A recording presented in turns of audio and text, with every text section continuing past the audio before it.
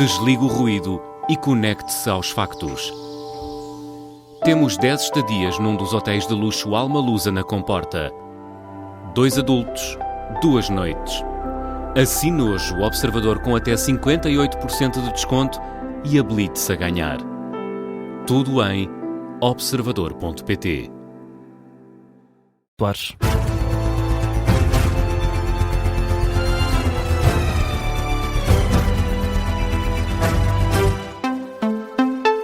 O Irão voltou a fechar o Estreito de Hormuz. Luís, os Estados Unidos continuam sem reagir. Durou menos de 24 horas a reabertura do Estreito de Hormuz. É a resposta do Irão ao bloqueio naval dos Estados Unidos, que continuou aos portos iranianos. A informação é avançada pela imprensa estatal iraniana, através de um comunicado. O Irão considera que os Estados Unidos quebraram uma promessa que tinham feito pelo facto de continuar a limitar a navegação de embarcações para os portos iranianos. Rui Casanova.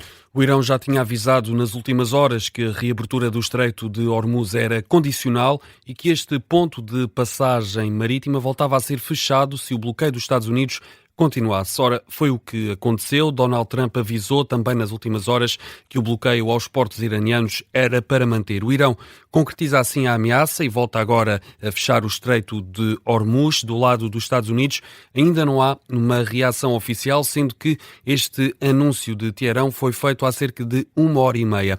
Estão também previstas novas negociações entre Estados Unidos e Irão para a próxima segunda-feira, no Paquistão. Ainda não sabemos se vão manter face a este desenvolvimento do conflito no Médio Oriente. Importa também perceber como vão reagir os mercados internacionais ao novo fecho do Estreito de Hormuz.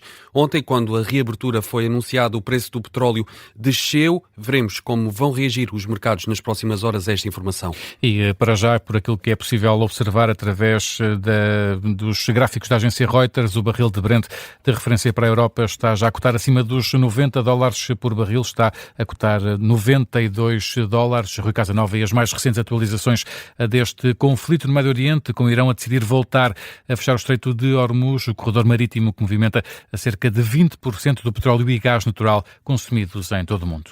É um assunto em destaque esta hora em observador.pt e que vamos dar especial destaque também na nova edição do 5 Continentes com o historiador Bruno Cardoso Reis, já a seguir. Para já, o Governo não vai tributar as compensações às vítimas de abusos sexuais na Igreja Católica, garantia do Ministério das Finanças. O Executivo vai apresentar uma proposta de lei para garantir que as compensações financeiras não são sujeitas a IRS, é o que dá conta o Ministério das Finanças num comunicado divulgado na última hora.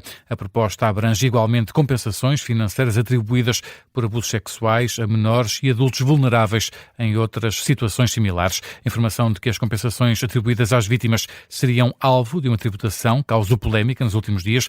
O Governo diz agora que pretende assegurar que as compensações em causa mantêm integralmente a natureza compensatória e de apoio às vítimas sem qualquer penalização fiscal. O Presidente da Liga dos Bombeiros Portugueses alerta que a atual organização da Proteção Civil não consegue responder aos grandes incêndios. Notícias desta semana indicam que o Governo se prepara para concretizar essa mudança na estrutura da Proteção Civil, com o regresso aos comandos distritais e o fim dos comandos subregionais. Entrevistado no explicador desta manhã, António Nunes afirma que o assunto, que ainda não recebeu qualquer indicação por parte do Governo sobre este tema, ainda assim sublinha que o atual modelo não é eficaz. O sistema não é perfeito. Agora, não nos parece, do ponto de vista de capacidade de resposta operacional, que algumas sub-regiões criadas tenham essa capacidade. E isso tem provocado, e já o dissemos, quer em 24, quer em 25, no combate aos incêndios florestais, que o modelo que está hoje em funcionamento não é o mais adequado para as grandes emergências.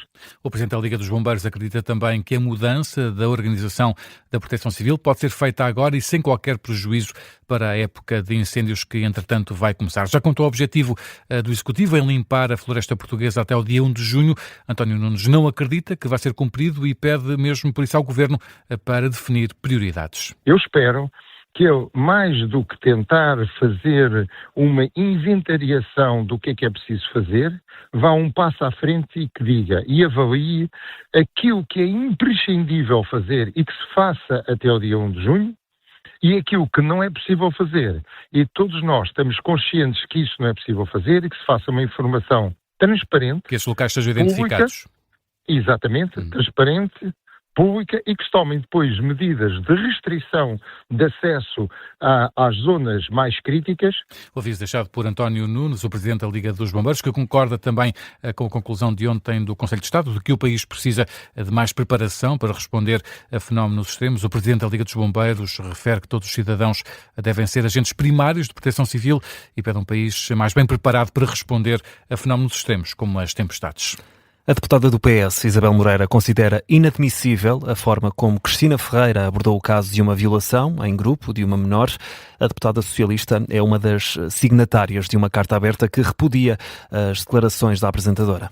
A carta foi conhecida ontem, assinada por uma centena de personalidades, entre políticos, psicólogos ou atores. Eles estão contra as palavras de Cristina Ferreira, que questionou se quando há uma violação em grupo e a vítima pede para parar, os agressores conseguem ouvir. É uma carta que é dirigida à comunicação social e também à ordem dos psicólogos. A deputada do PS, Isabel Moreira, considera que devem ser emitidas diretrizes claras sobre como a comunicação social pode falar sobre estes assuntos mais sensíveis. Do nosso ponto de vista, é muito importante que a ordem dos psicólogos imita, se quiser, diretrizes para que os profissionais que estejam nos órgãos de comunicação social a dar opinião sobre estas matérias o façam de acordo com aquelas que são as diretrizes sérias relativamente a este crime.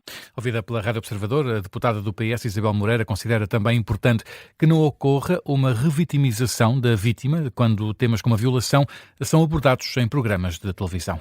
É fundamental que, quando um tema destes é tratado na praça pública, que não ocorra, em primeiro lugar, uma nova agressão à vítima, portanto, uma revitimização da vítima, que não aconteça uma desculpabilização, uma relativização e, em último lugar, que não aconteça um contributo para a perpetuação de uma certa cultura de toxicidade, de patriarcado, de violação, que é tudo o que aconteceu neste caso.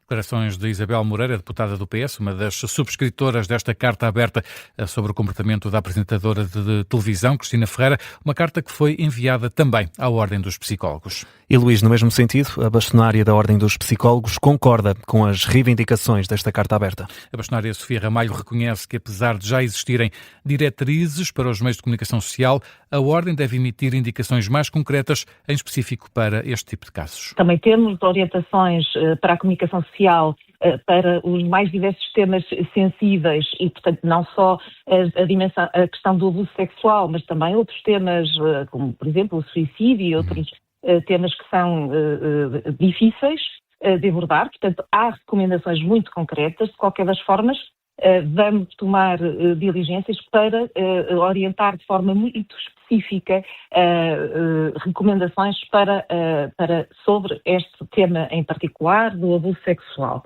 Sofia Ramalho, a bastonária da Ordem dos Psicólogos, a propósito desta carta aberta de repúdio ao comportamento da apresentadora da TVI, Cristina Ferreira. São agora 11h08, já a seguir os 5 continentes, com o historiador Bruno Cardoso Reis. A primeiro, Luís, tempo para outras notícias também em destaque nesta manhã de sábado.